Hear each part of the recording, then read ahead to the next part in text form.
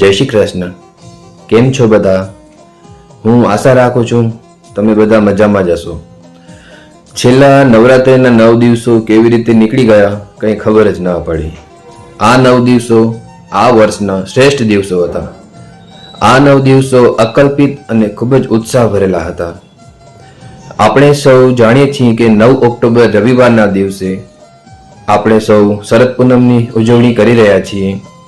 તો મારી તમામ શુભેચ્છાઓ સાથે હું મારી ટીમ વતી આપ સૌ જ્ઞાતિજનોને આ શ્રેષ્ઠ પર્વમાં જોડાવા માટે આમંત્રણ આપું છું।